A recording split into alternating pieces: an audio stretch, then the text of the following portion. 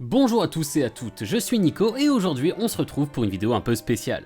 Jusqu'à présent, j'avais toujours été intrigué par le Mahjong, ce jeu de société chinois que je voyais si souvent dans les animés.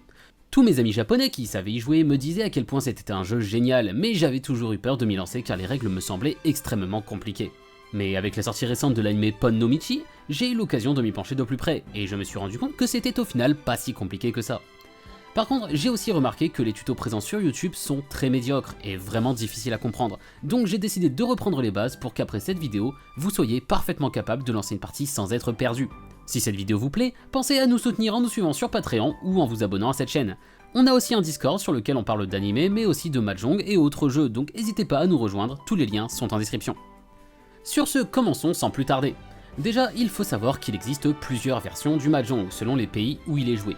Ici, on va uniquement parler du Riichi Mahjong, la version japonaise, et pour l'illustration, on utilisera beaucoup la plateforme numéro 1 pour y jouer en ligne, Mahjong Souls, aussi connu sous le nom de Jantama, qui est au passage développé par Yoostar, qui a fait notamment Ark Knights ou Blue Archive.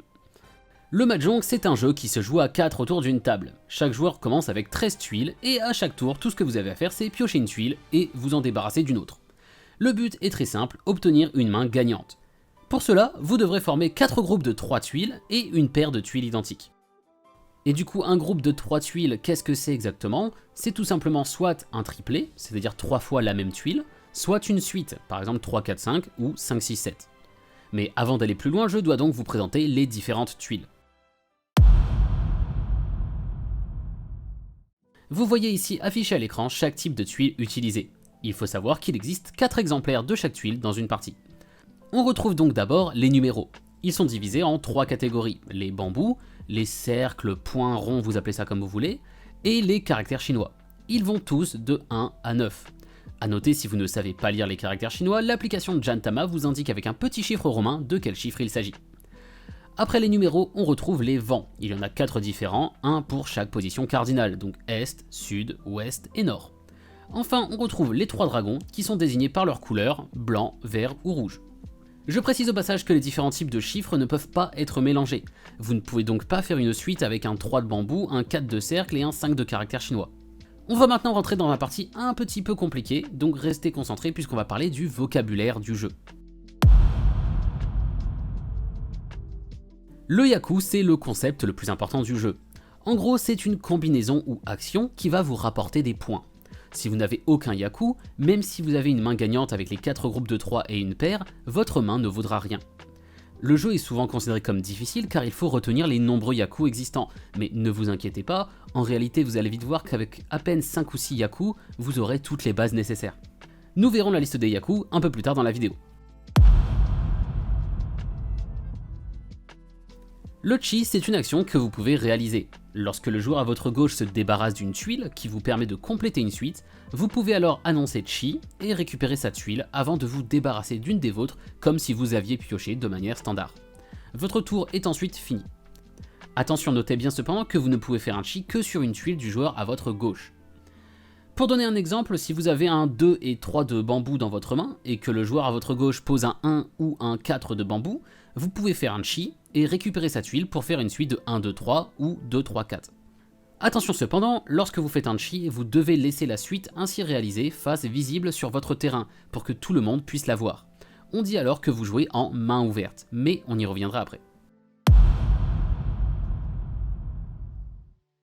Le pon, c'est comme le chi, sauf que c'est pas pour les suites, c'est pour les triplés.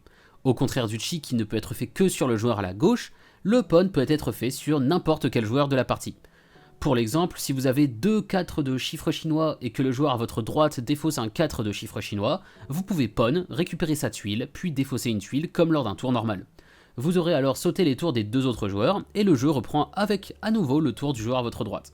Comme pour le chi, vous devrez laisser le triplet réalisé avec pon en face visible. On vient d'en parler avec le chi et pon, il existe 2 types de mains.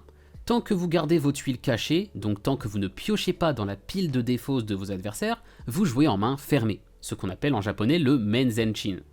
De nombreux yaku nécessitent d'être en main fermée pour être réalisés. Dès que vous piochez dans la pile de défausse des autres joueurs, vous passez en main ouverte. Tenpai, c'est l'équivalent du Uno. c'est l'état de votre main quand il ne vous manque qu'une seule tuile pour avoir une main gagnante. Si le round se finit sans que personne ne fasse une main gagnante, les joueurs en Tenpai se répartissent des points pris aux joueurs qui ne sont pas en Tenpai. Le Riichi est à la fois un yaku ainsi qu'une annonce. En gros, quand vous arrivez à Tenpai et uniquement quand vous êtes en main fermée, vous pouvez annoncer un Riichi. Cela signifie qu'il ne vous manque qu'une seule tuile et à partir de là, si un joueur la défausse ou si vous la piochez, vous aurez gagné. A noter, le Riichi peut se finir de deux façons différentes. Si vous piochez la dernière tuile qui vous manquait de façon standard, vous aurez alors un Tsumo. Les points que vous gagnez seront alors déduits des points de tous les adversaires.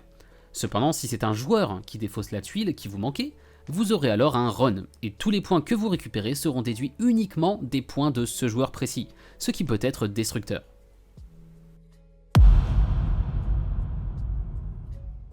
L'Adora, c'est un concept un peu moins important que vous pouvez laisser de côté au début, donc si vous voulez pas vous surcharger la tête et que vous avez déjà du mal à suivre jusqu'ici, je vous conseille directement de passer à la liste des yaku en regardant les timers sur la vidéo. Donc, l'Adora, ce sont des pièces qui vous feront gagner des points. C'est un peu comme les yaku, mais vous ne pouvez pas gagner uniquement avec.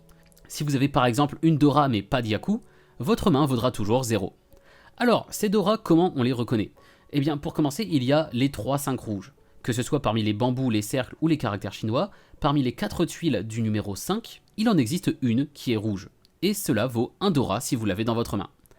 Pour les autres, il faudra regarder ce qu'on appelle le mur mort, que vous voyez ici sur l'écran. La Dora n'est pas la tuile indiquée sur le mur mort, mais la tuile suivante, comme indiqué sur cette image. En gros, si le mur indique un chiffre, la Dora sera le chiffre suivant. Si c'est un vent, ce sera le vent suivant avec l'ordre Est, Sud, Ouest, Nord. Et si c'est un dragon, pareil, avec l'ordre vert, rouge, blanc. Pas besoin de trop vous en faire si vous comptez jouer sur Jantama cependant, puisque le jeu vous indiquera quelle tuile est une Dora en lui donnant un petit effet de surbrillance comme vous le voyez ici.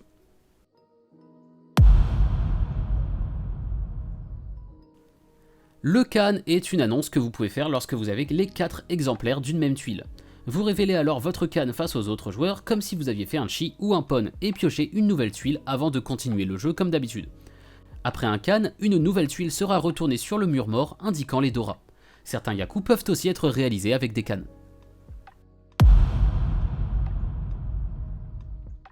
Han, c'est très simple, ça veut dire point. Donc une Dora, ça vous rapportera un Han, et les yaku aussi. Certains yaku rapportent un Han, mais d'autres en rapportent 2, d'autres 3, ou même plus. Mais en gros, retenez juste que Han, ça veut dire point. Bon, jusque là ça va? Si tout n'est pas clair ou que je suis allé trop vite, n'hésitez pas à retourner en arrière et réécouter l'explication plusieurs fois. Je sais que ça peut faire beaucoup de concepts d'un coup, mais vous verrez que si vous y jouez sur l'application, comme le jeu vous indique à chaque fois quand vous avez la possibilité de faire telle ou telle annonce, c'est beaucoup plus simple que ça en a l'air. Maintenant, on va arriver à la dernière partie, l'explication des yaku. Je rappelle au cas où, les yaku ce sont les combinaisons ou actions qui vous rapportent des Han. Vous ne pouvez pas gagner si vous n'avez aucun yaku. Il y a de nombreux yaku existants, mais la plupart sont quasi irréalisables avec des conditions complètement dingues.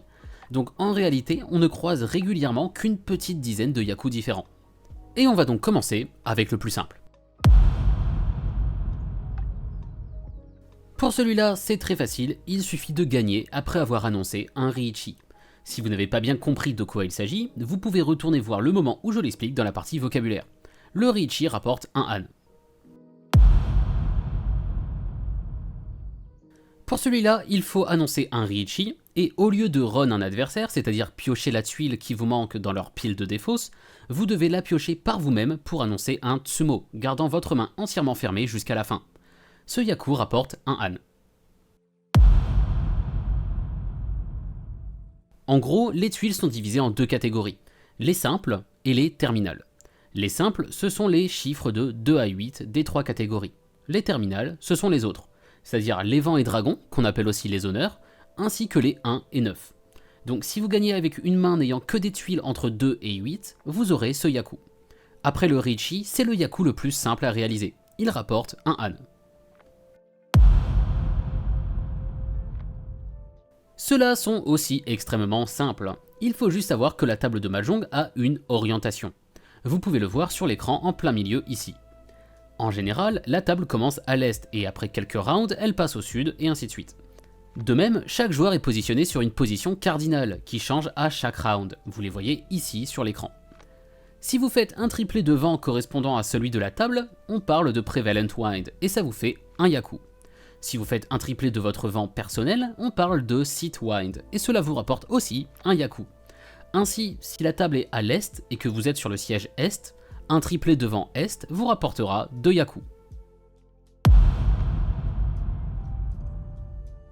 Celui-ci est encore plus simple, si vous faites un triplé de n'importe quel dragon, vous obtenez un Yaku. Il y en a encore quelques-uns qui ne sont pas trop durs à réaliser, mais je pense que le mieux c'est pour l'instant de vous laisser expérimenter par vous-même avec ces 5-6 Yaku là, qui sont largement suffisants pour commencer à jouer. Une fois que vous serez familier avec, vous pourrez commencer à apprendre les autres Yaku. J'en profite pour dire que j'ai écrit toute la liste en français avec des termes simples qui est épinglé sur notre serveur Discord, donc vous pouvez venir la consulter à tout moment et si vous avez des questions, n'hésitez pas à nous les poser. On pourra peut-être aussi jouer ensemble par la même occasion. En attendant, j'espère que cette vidéo vous aura plu, ça aurait été un plaisir pour moi de vous partager cette nouvelle passion que j'ai découvert récemment, donc j'espère vous voir nombreux à nous rejoindre dans cette aventure. Sur ces mots, je vous laisse et j'espère vous retrouver très vite pour les prochaines vidéos.